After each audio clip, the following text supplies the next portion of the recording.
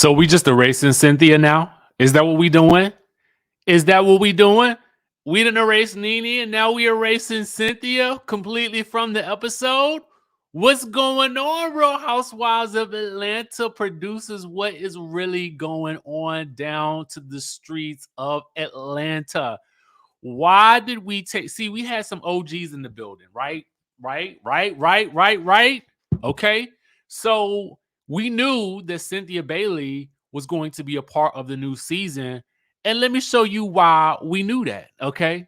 We knew it because, hello. Um, uh, Cynthia was supposed to be in that scene from last night. Okay. And so TV Deets, our friends over at the TV Deets, reported the Cynthia erasure on last night's Real Housewives of Atlanta is too much for me. Me too. And you know it's true because Kenya has responded with the teardrop emoji, right? So I feel like, what's tea with that? Did we erase Cynthia from last night's episode in favor of giving us more of Kim Zolciak and the other OGs? Because let's face it, we didn't really get a lot from Lisa. We didn't really get a lot from Deshaun. We got a bit more telltale info from Kim as it related to her feelings on Kenya, which I touched on in my earlier video, that I didn't like how she said, "Oh, is she still alive?"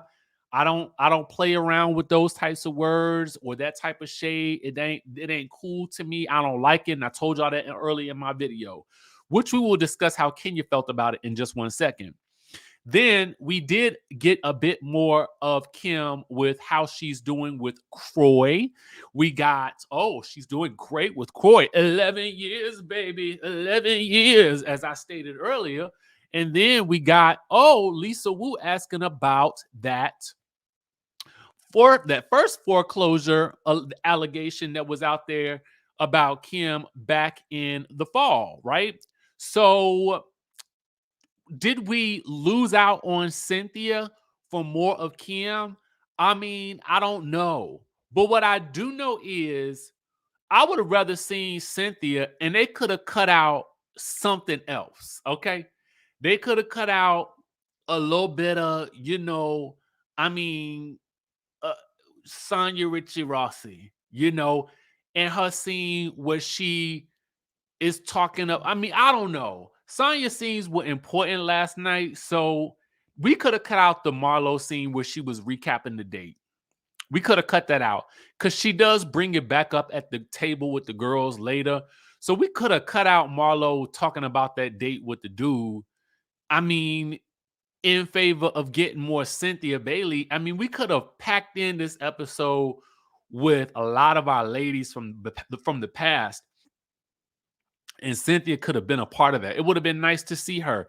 I definitely would have rather seen her than see Marlo rehash this date and talk about her acid reflux. I mean, it is what it is. I love Marlo, y'all know that, but I mean, it didn't move the needle forward in any way, shape, or form.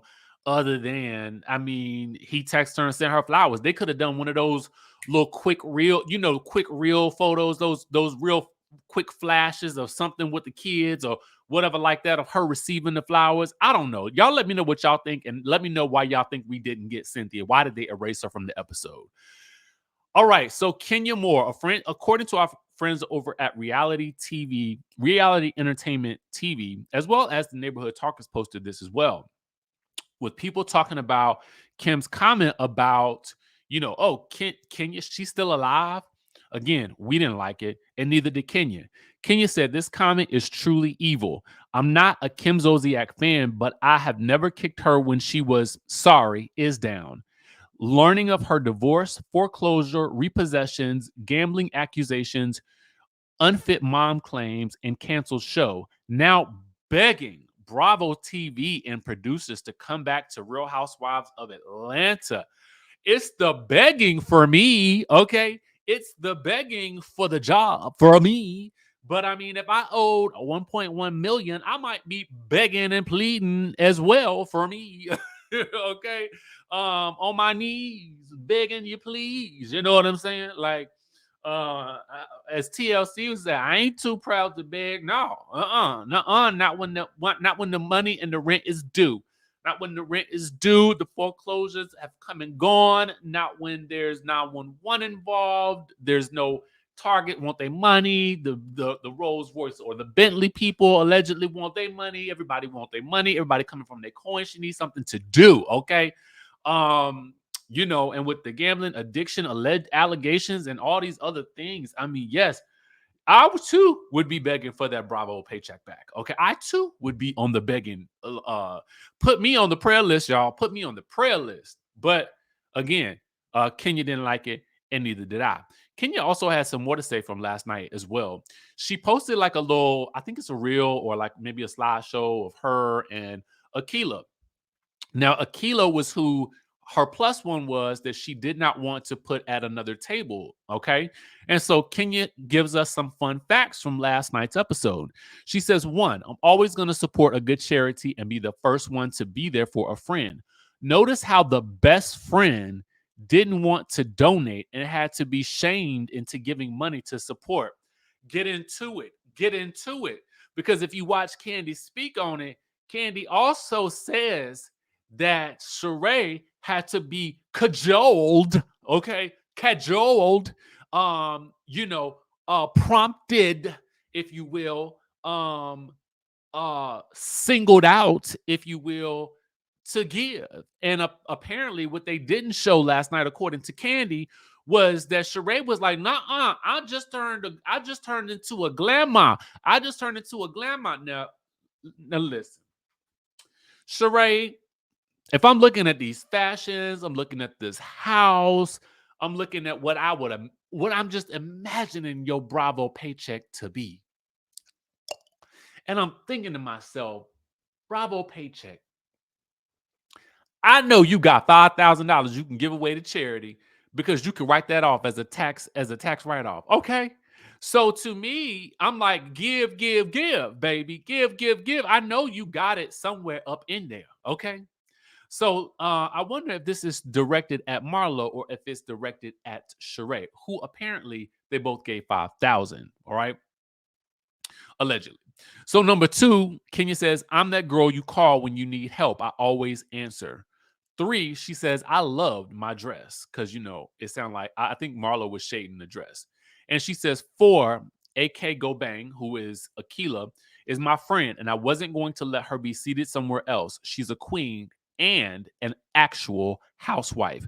Don't play with her. That is all. So, what I like about that is, like, I feel like Kenya really is kind of pushing for Miss Akila to be, added to the mix of the show.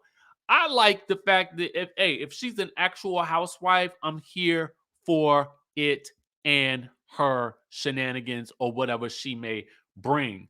I like her perspective. I feel like I've seen her Instagram. She's got a good vibe about her. Like, why not? Why not? Let's see where it goes, right? All right. So, man, y'all, it's so much going on. We have got to talk about, oh, man, we got to talk about this. And this is so sad that this is really what's going on. Last week, Royce had called out Dwight Howard, right?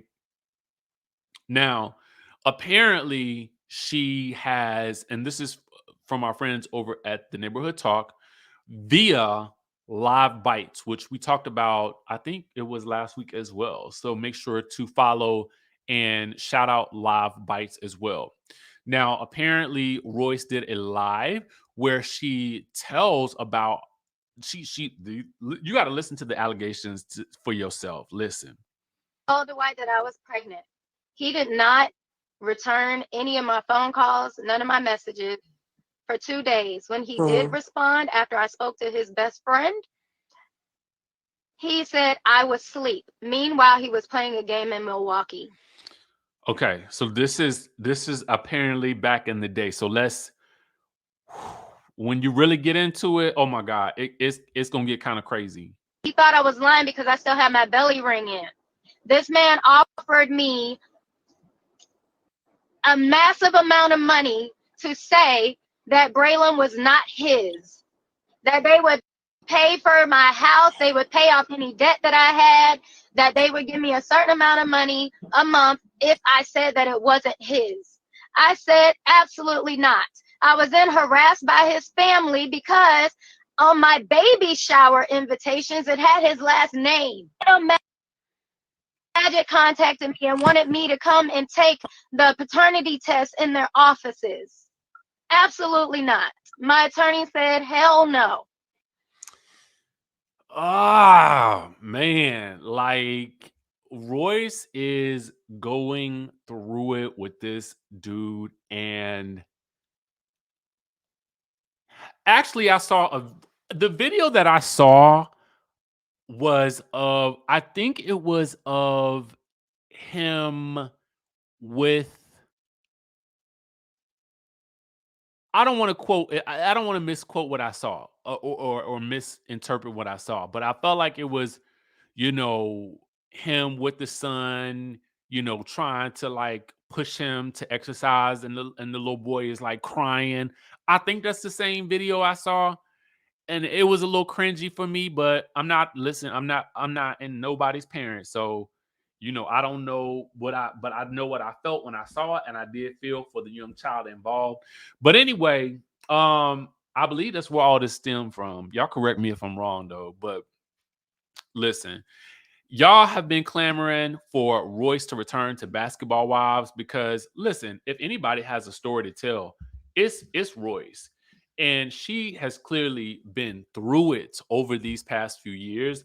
And I do think it would be interesting to catch up with Royce and find out what's going on with her, because Royce didn't take no smack from nobody on that show, despite what they thought her station in life was compared to theirs. She always let them know what time it was, and she was about it. Okay. So y'all let me know what y'all think in the comment section down below. Also, y'all get my book, The Wickedest Wives, Desiree Desire, on Amazon. It is still at the low of the 99 cents, but I'm about to raise that price, okay? Because the second book is coming out. Cover is done. I'm super excited. Pre-orders will start soon. I can't wait. And if you are on my texting community list, I will be able to share that information with you there. So with that being said, I will catch you all in the next video. So I'm Richie Skye, the author and publisher of The Wickedest Wives, Desiree's Desire, which is book 1 in a series. This book is about redemption. It's the story of a disgraced journalist who has lost everything. And now she has to rebuild her life brick by brick. And what better way to do that than to join a reality TV show? Why not? Now, not only are we talking reality TV, so you know there's gonna be scandal, you know there's gonna be a little bit of deception, backstabbing, a little romance, and why not throw in a sprinkle of murder to really round out the excitement? So I really want you guys to dive headfirst into these books. Desiree's Desire is just the first of many to come. So I'm super excited for you guys to read this, and I want to know exactly what you think. So be sure to follow, like, share, and subscribe, and stay tuned for more.